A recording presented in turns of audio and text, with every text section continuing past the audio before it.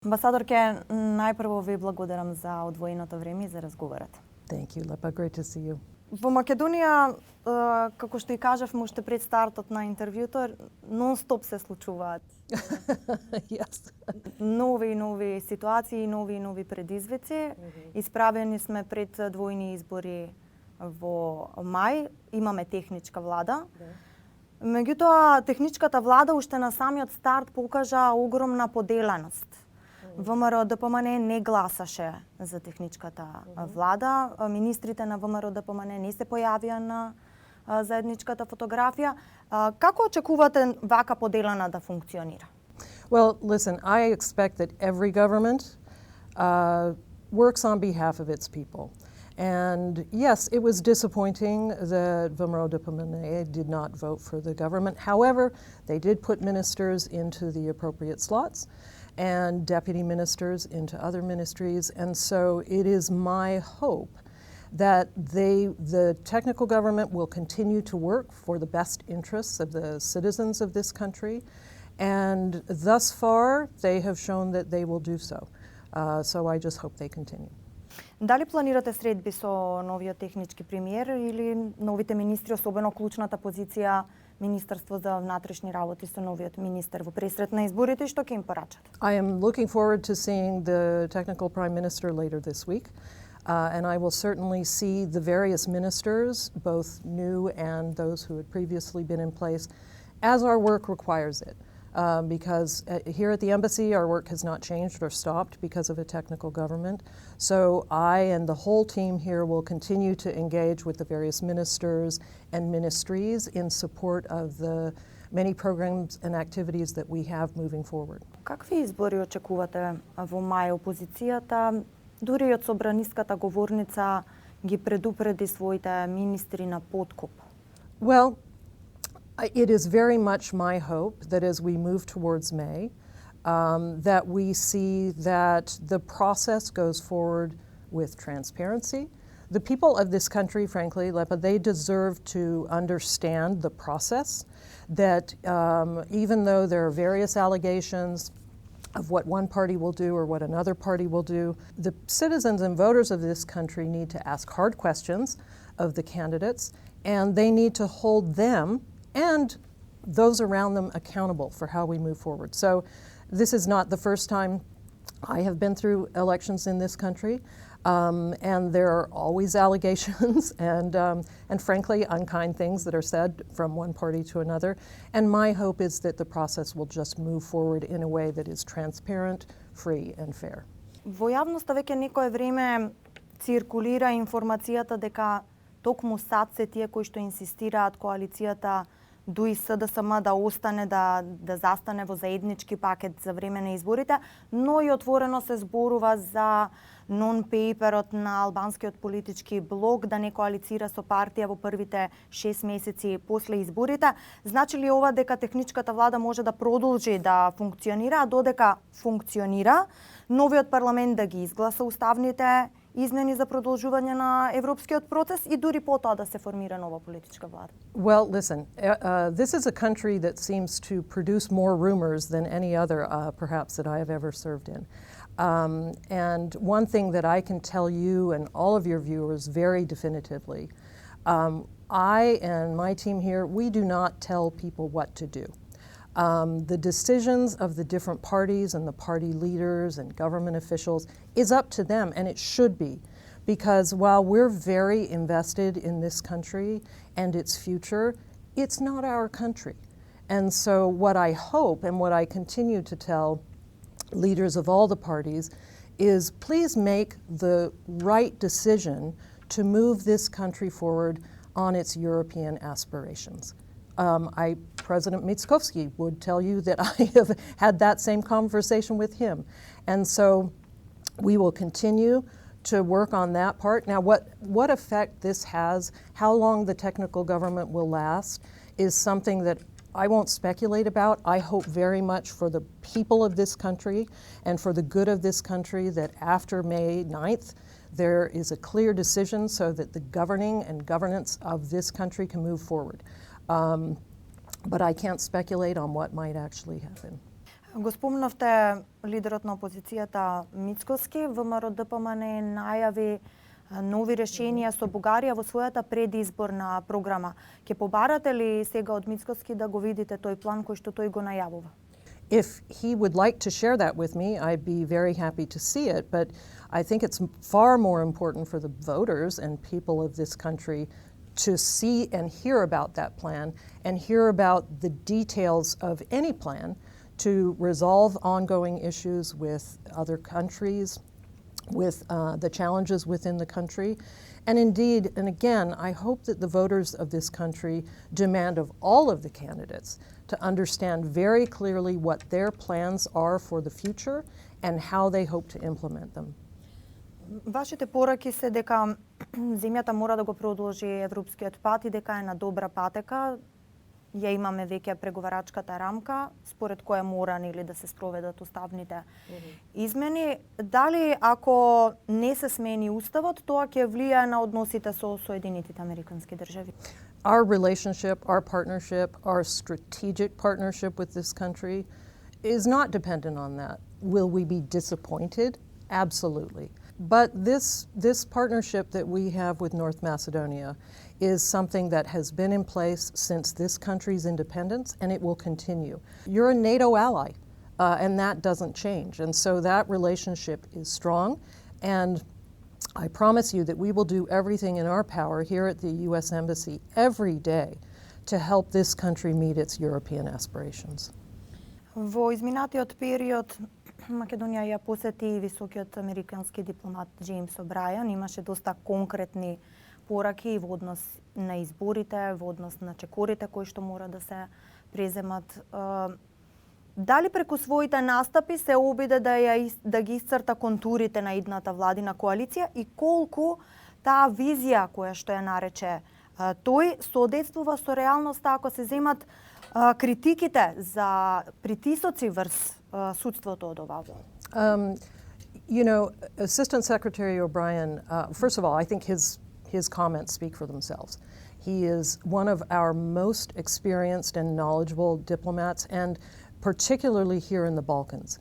He has spent a lot of time here, including in this country. He understands the dynamics here. He understands the regional challenges here. And he genuinely cares about what happens with this country and with the region. He is, please remember also, the Assistant Secretary for all of Europe. And so while he has spent, and we've been very lucky to have him here twice in the last several months, his attention is pulled in many, many different directions. First of all, with Russia and Ukraine.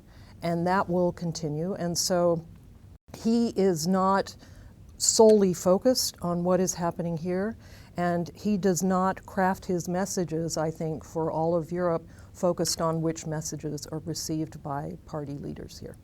Битката со корупцијата е една од клучните реформи кои што не само Соединетите Американски држави, туку и Европската Унија ги порачува скоро на секоја прес-конференција. Стои во извештаите на Европската комисија, во заклучоците на Европскиот совет, дел и од планот за раст кој што и вие го поддржувате. Но како се случи сад да ја преземат можеби и улогата на предводник на оваа битка против корупцијата во земјава? Because it's something that's of intense concern here in this country. The work that we do here and the partnerships that we build, our activities, our programs, our assistance is focused on the priorities that we share with this country and its citizens. And even before I came, before my confirmation hearing before the Senate, I had heard, because I have many friends here, I had heard about the real concerns around corruption, and as had my predecessors. And so the reason why I speak about it and why my team speaks about it and the United States and leaders in Washington speak about it is because it's a concern we hear every day. And so because it is, frankly, a cancer that is holding back progress in this country, it's something we have to talk about. And the people of this country deserve to have leaders and officials and those within the health, the education, the judicial sectors, working on their behalf and working in a way that is transparent and holding those who do not follow the rules and who are engaging in activity that is criminal corruption for their own benefit to be held accountable. Го спомнавте здравството, овие 2 дена јавноста е тресе случајот со онкологија. Како го коментирате сето ова што ќе порачате? Well, and as I said earlier, Lipa, I'm glad you asked, because frankly, this is the latest and horrific example, potentially based on the allegations that we have seen and the charges that have been brought initially and the stories that we have all heard, that there were individuals acting for their own personal gain, literally at the cost of human lives. People died, and it is absolutely critical that the prosecutor and the system looks into what happens and makes a decision that is based on the law. And should there be criminal activity and criminal corruption, then those who engaged in it should not only be deeply ashamed of themselves, but they should be held criminally accountable. Црната листа САД порача дека па и вие дека таа ќе еволуира, ќе расте, ќе се шири. Еве во земјава Министерството за надворешни работи го презентираше законот за рестриктивни мерки. Вие кажавте дека не сакате да го коментирате. Меѓутоа, дали сметате дека ова се доволни чекори? Well, let me first say it hasn't passed yet, so we don't know ultimately what the law will look like.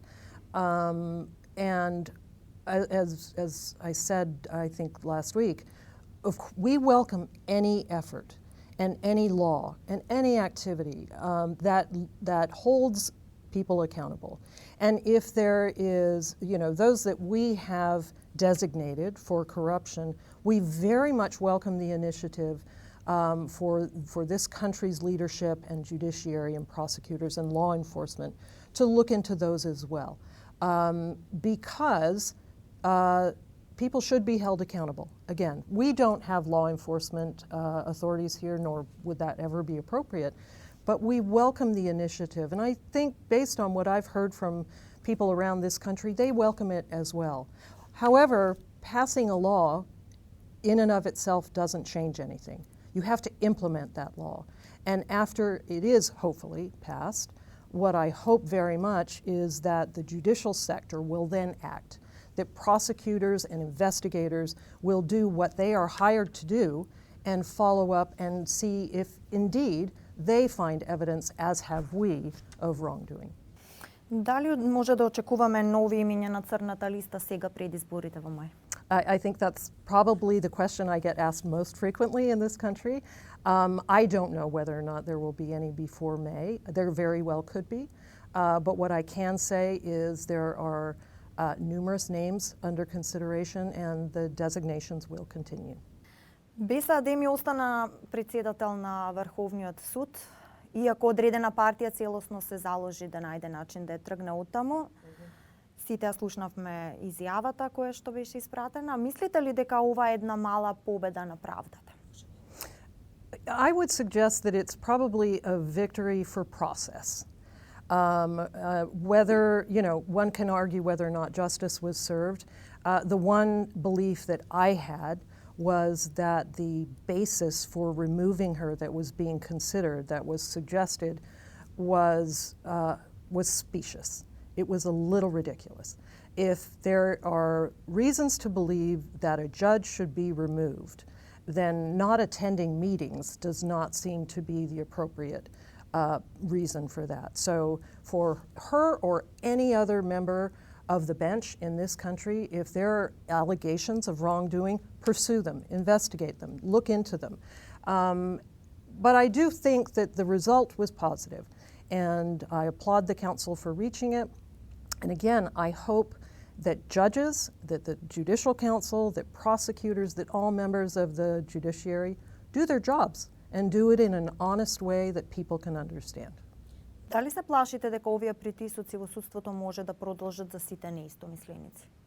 It is again, as we discussed, this is a scourge for this country, and influence on the judiciary is something that has been a reality for years, for decades, and it is something that people recognize and understand. And I have found, and I hope this is a pattern, that increasingly people are speaking up, including those in some of those critical offices. Sometimes those are quiet conversations that they are having with us here at the embassy, with members of my team. Sometimes they're being more vocal about it. And I applaud those who are willing to speak up and make the right decision that is based on law and not based on influence from anyone else around the country. Амбасадорке, колку овој политички волунтаризам и насилие ги загрозува и стратешките интереси на САД? I would say that it's more in part of your strategic security and priorities. Of course, we want to support a free and transparent and fully independent judiciary. That is something that we hear about every day as well, that those who within the judiciary want to do the right thing, want to behave in a way that is independent. It hurts no one more than this country and its citizens. And so is it in our strategic interests? Absolutely, but not as greatly as it is in yours. Амбасадор, ке го почнавме разговорот со изборите кои што не очекуваат во мај. Како САД ќе помогне во борбата против руско влијание во пресрет на и двојните избори? You know, it's interesting, Lepa, because I was asked this question last week at another event at the Ministry of Education. And I assume, as I said then, I assume that there is Russian influence, there is across the region, and we're aware of it. The question is whether or not, regardless of that influence, whether it's through media, whether it's through advertising, whether it's through social media, trolls, what the people here do, what the voters decide to do with that. And the only way you can combat disinformation is by educating yourself. Frankly, we have these challenges in the United States. And so it is important for voters to demand of the candidates their detailed plans for the future, and then that those voters, after educating themselves, vote. They must vote. They must get out there and choose the candidate that reflects their dreams for the future, because this can't be something that just happens by accident, and nothing will be achieved by not voting, by staying home. I know there are a lot of voters in this country who have said, I give up, I'm not going to vote. That's not the right answer. Ви благодарам за разговорот. Thank you so much.